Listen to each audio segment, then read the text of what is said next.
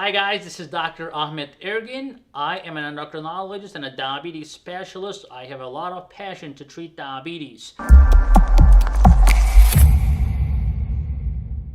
Again, today we are talking about how to correct your blood sugars when they are high very quickly. Now, of course, I get a lot of calls.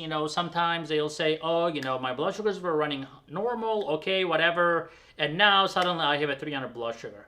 Now, most of the time, it is due to a mistake. You may have forgotten your medication, or you may have eaten something that actually has a lot of carbs that you don't realize, or you just decide to indulge, whatever. That's okay. You're a human being, but it happens. Or sometimes they put you on steroids, whatever it may be. Then your blood sugars are off the roof. And of course, you panic, you don't know what to do, you try to call the doctor, if the doctor replies to you, but then you don't know what to do. Now, a couple things that I can tell you. Definitely, if your blood sugars are too high, don't panic. Unless you're having like nausea, vomiting, abdominal pain, rapid breathing. These are the signs that you need to go to hospital for. You don't want to wait for a doctor's call for that. You're having these problems like nausea, vomiting, breathing problems, then you should go to hospital if your blood sugars are more than 300, 400. But if your blood sugars are high, but you're not really symptomatic, you're just worried about your blood sugar, a couple things you can do.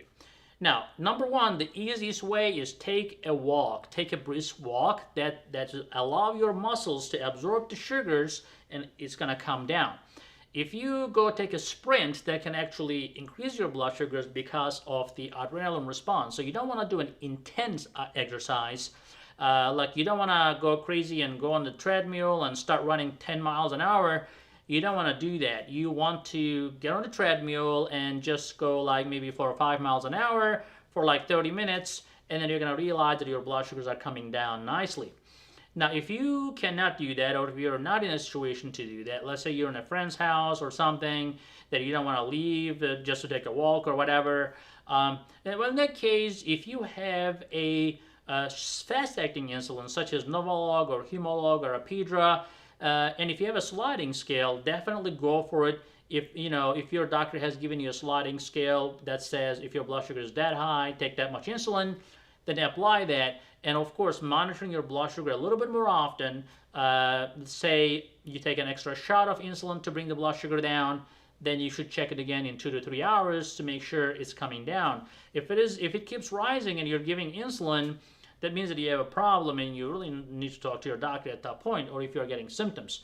Sometimes checking your ketones, and if you have like moderate to large ketones in your urine, that's another bad sign that you may be too late to correct yourself.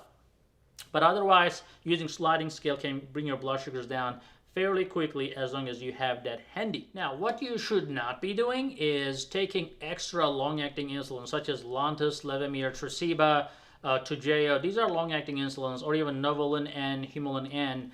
Some people will say, oh, I'll just take more long-acting insulin, but think like this. Long-acting insulins are like 18-wheeler trucks. It's like trying to say, oh, well, I have to go from, say, Florida to California, and I'll go get an 18-wheeler.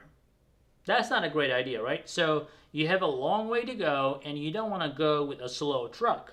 You want to bring the blood sugar down fast, so you have to use a fast-acting insulin. You need a Ferrari to go fast. So, in this case, you need to use fast-acting insulin such as Novolog, Humalog. Otherwise, those long-acting insulins will bring your blood sugar down, but it's going to take forever.